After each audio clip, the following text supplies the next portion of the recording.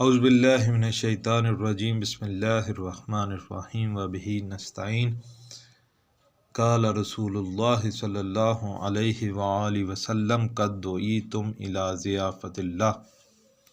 سامعین محترم، جیسے کہ آپ کو پتہ ہے ماہ مبارک کے رمضان کا یہ سلسلہ جاری و ساری ہے، اور یہ ماہ مبارک اپنی برکتوں کے ساتھ پہلا عشرہ تمام کر چکا ہے، اور خداوند عالم سب مومنین کو اس ماہ مبارک سے احسن طریقے سے استفادہ کرنے کی توفیق عطا فرمائے۔ عزیزان گرامی، خدا کی جانب سے فرض کی جانے والی عبادات یا کسی خاص جگہ سے مخصوص ہوتی ہیں یا کسی خاص زمانے سے مخصوص ہوتی ہیں۔ کسی خاص جگہ سے مخصوص فرض کی جانے والی عبادات میں حج کو، اور کسی خاص زمانے سے مخصوص واجب کی جانے والی عبادات میں روزے کا نام ہم لے سکتے ہیں۔ یعنی کہ اگر جگہ کو دیکھیں تو حج کی جو عبادت ہے وہ فقط مکہ کے شہر میں انجام دی جا سکتی ہے، اس کے علاوہ یہ عبادت کسی اور جگہ پر انجام نہیں دی جا سکتی۔ لیکن خاص زمانے کی طرف دیکھا جائے تو خداوند عالم نے 12 مہینوں میں سے صرف ایک مہینے کو یہ اعزاز بخشا ہے کہ جس میں روزے رکھے جا سکتے ہیں۔ تمام کے تمام ماہ میں روزہ رکھنا انسان کے اوپر واجب ہے۔ دوسرے مہینوں میں بھی مخصوص ایام کے علاوہ انسان روزہ رکھ سکتا ہے، لیکن وہ اس کے اوپر واجب نہیں ہیں، بلکہ واجب روزے فقط اور فقط ماہ مبارک رمضان میں امت محمدی کے اوپر یہ واجب ہے کہ وہ یہ روزے رکھے۔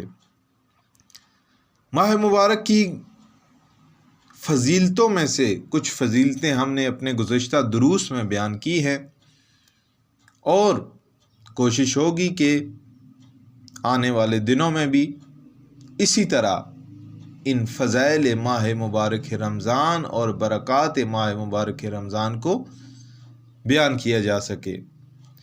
جیسا کہ سامعین محترم، ہر کام کو انجام دینے سے قبل اس کی کچھ شرائط ہوتی ہیں کہ جن کا خیال رکھنا نہایت ضروری ہوتا ہے، اسی طرح کوئی بھی عمل انجام دیتے وقت اس کے خاتمے کے بعد بھی کچھ چیزوں کا خیال رکھنا ضروری ہوتا ہے جو کہ اس عمل کو استحکام بخشتی ہیں، اور عمل کے خاتمے کے بعد ان کی حفاظت میں بھی بنیادی کردار ادا کرتی ہیں۔ اگر انہیں ہم دینی زبان میں دیکھیں کہ ان امور کو کیا کہا جا سکتا ہے، تو انہیں مقدمات، مقارنات اور مؤخرات کہا جاتا ہے۔ یعنی کہ ایک اگر آپ نے کام انجام دینا ہے تو سب سے پہلے اس کی کچھ مقدمات ہیں، پھر مقدمات کے بعد اس کے کچھ مقارنات ہیں، اور پھر مؤخرات ہیں۔ یعنی کہ جب وہ کام آپ نے انجام دے دیا تو اس کے بعد کے کچھ اس کے امور ہوتے ہیں۔ ماہ مبارک رمضان بھی کچھ اسی طرح ہے۔ یہ مہینہ وہ مہینہ ہے کہ جو خدا کی عبادت کا مہینہ ہے، جس میں نے عرض کیا تھا کہ خدا فرماتا ہے، رسول خدا نے اس خطبے میں، خطبہ شعبانیہ میں فرمایا ہے کہ یہ وہ مہینہ ہے کہ جو خدا کی رحمت کا مہینہ ہے، جو مغفرت کا مہینہ ہے، جو برکات الہی کا مہینہ ہے، اور اس مہینے میں رحمت اور مغفرت کے دروازے کھول دیے جاتے ہیں، اور بندوں کو یہ شوق دلایا جاتا ہے کہ وہ خدا کی جانب رجوع کریں۔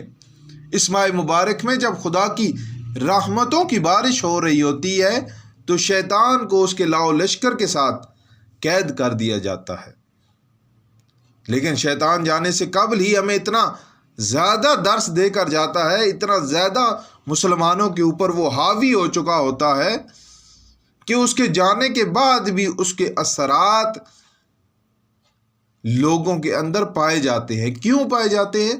اس وجہ سے کہ 11 مہینوں میں انہوں نے بعض افراد نے واجبات کو ادا نہیں کیا ہوتا، محرمات کو انجام دے دے کر شیطان ان کے اس ظاہری جسم کے ہر حصے میں رچ و بس چکا ہوتا ہے، اور جب پھر یہ شیطان اس ماہ مبارک رمضان کے مہینے میں قید کر دیا جاتا ہے تو اس کے اثرات انسان محسوس کرتا ہے کہ اس کو اس عظیم مہینے میں بھی خدا کی عبادت کی وہ چاشنی محسوس نہیں ہوتی۔ کیوں؟ کیونکہ اس نے پورے 11 مہینوں میں اتنے محرمات کو انجام دیا ہوتا ہے کہ اس کو عبادت کی چاشنی محسوس نہیں ہوتی۔ لیکن کچھ لوگ ایسے ہوتے ہیں، کچھ مومنین ایسے ہوتے ہیں کہ جنہوں نے 11 مہینوں میں شیطان اگر ان کے پاس آیا بھی ہے لیکن انہوں نے دوبارہ خدا کے دروازے پر آ کے توبہ کی، اگر کوئی حرام کام انجام بھی دیا، کوئی برا فعل انجام بھی دیا، تو پھر وہ خدا کی بارگاہ میں پلٹ آتے ہیں اور توبہ کرتے ہیں۔ عزیزان گرامی، خود واجبات کو ادا نہ کرنا یہ اس بات کی علامت ہے کہ انسان یہ واجبات ترک کر کے شیطان کے راستے پر چل رہا ہوتا ہے۔ ہم انشاءاللہ آگے دروس میں یہ بیان کریں گے کہ کیسے انسان توفیق حاصل کر سکتا ہے کہ وہ محرمات کو چھوڑ کر واجبات کی طرف آئے، محرمات کو چھوڑ کر عبادت الہی کی طرف راغب ہو، محرمات کو چھوڑ کر نیکیوں کی طرف آئے، محرمات کو چھوڑ کر عمل صالح کی طرف آئے۔ روایات کے مطابق یہ انسان کے لیے بہترین موقع ہے کہ جب جنت کے دروازے کھلے ہوئے ہیں، جہنم کے دروازے بند ہیں، شیاطین قید ہوتے ہیں۔ کس بات کا یہ موقع ہے؟ اس بات کا یہ موقع ہے کہ انسان اپنی اصلاح کرے، تہذیب تطہیر نفس کے لیے آزادانہ طور پر انسان اقدامات کرے۔ رسول خدا نے ماہ شعبان کے آخری جمعے کے خطبے میں ارشاد فرمایا، ایھا الناس ان ابواب الجنان فی ھذا الشہر مفتحۃ، اے لوگو بے شک اس ماہ میں جنت کے دروازے کھلے ہوئے ہیں، تو اپنے رب سے دعا کرو کہ وہ اس ماہ کے ختم ہونے کے بعد بھی تم پر ان کو بند نہ کرے۔ یہ دعا کرنی چاہیے کہ وہ دروازے انسان کے اوپر بند نہ ہو۔ اور پھر فرمایا، اور جہنم کے دروازے اس ماہ میں بند کر دیے جاتے ہیں، تو اپنے پروردگار سے التجا کرو کہ وہ تم پر نہ کھولے۔ اور اس ماہ میں شیطانوں کو قید کر دیا جاتا ہے، تو اپنے رب سے عاجزانہ طور پر درخواست کرو کہ وہ ان کو تم پر مسلط نہ کرے، فقط اس مہینے میں نہیں بلکہ پورے سال میں یہ شیطان تمہارے اوپر مسلط نہ ہو۔ جہنم کے دروازے جو بند ہیں، دعا کرو کہ پورا سال تمہارے اوپر بند رہیں، اور یہ جو بہشت کے دروازے تمہارے لیے کھلے ہوئے ہیں، دعا کرو کہ یہ ہمیشہ تمہارے لیے کھلے رہیں۔ عزیزان گرامی، یہ وہ عظیم مہینہ ہے کہ امام زین العابدین علیہ السلام نے اس مہینے کی خصوصیات اور فضیلتوں کو بیان کرتے ہوئے فرمایا کہ یہ روزے رکھنے کا مہینہ ہے۔ شہر الصیام، شہر الاسلام، یہ اسلام کا مہینہ ہے کہ جس میں اسلام کی عظمت کھل کر انسانوں کے سامنے آتی ہے۔ کیسے آتی ہے؟ خدا کی رحمت کی وجہ سے آتی ہے، خدا کی برکت کی وجہ سے آتی ہے، خدا کی مغفرت کی وجہ سے آتی ہے، جنت کے دروازے کھل جانے کی وجہ سے آتی ہے، جہنم کے دروازے بند ہو جانے کی وجہ سے آتی ہے۔ شیطان کو قید کر دیا جاتا ہے۔ اور اگر تم اس مہینے میں اسی خطبے کو انسان پڑھے تو انسان کو معلوم ہو جاتا ہے، خطبہ شعبانیہ کی اگر انسان تلاوت کرے تو اس کو یہ معلوم ہو جاتا ہے کہ کیسے وہ اس ماہ مبارک کو، اسلام کا مہینہ، امام زین العابدین نے کیسے اس ماہ مبارک کو اسلام کا مہینہ کہا ہے۔ کیونکہ اگر اس میں آپ ایک آیت پڑھتے ہیں قرآن کی تو پورا قرآن پڑھنے کا ثواب آپ کو عطا کیا جاتا ہے۔ حالانکہ عام ایام میں ایسا نہیں ہے۔ عام ایام میں اگر آپ قرآن کی ایک آیہ کی تلاوت کرتے ہیں تو اس کا جو مخصوص ثواب ہے وہی آپ کو دیا جاتا ہے۔ لیکن یہ وہ عظیم مہینہ ہے عزیزان گرامی کہ جس میں اگر قرآن کی ایک آیت کی تلاوت کرتے ہیں آپ، الف لام میم، تو پورے قرآن کا ثواب آپ کو دیا جاتا ہے۔ اور جب آپ اس میں ایک واجب کو ادا کرتے ہیں، ایک واجب نماز کو ادا کرتے ہیں، تو گویا 70 نمازوں کا ثواب آپ کو دیا جاتا ہے۔ یہ وہ جملات ہیں کہ جو خود اسی خطبہ شعبانیہ میں موجود ہیں۔ اور پھر امام زین العابدین ماہ مبارک کی فضیلت کو بیان کرتے ہوئے فرماتے ہیں، شہر الطہور، یہ مہینہ وہ مہینہ ہے کہ جس میں آپ پاک دامنی کو حاصل کر سکتے ہیں، طہارت باطن کو حاصل کر سکتے ہیں، نفس کو پاکیزہ بنا سکتے ہیں۔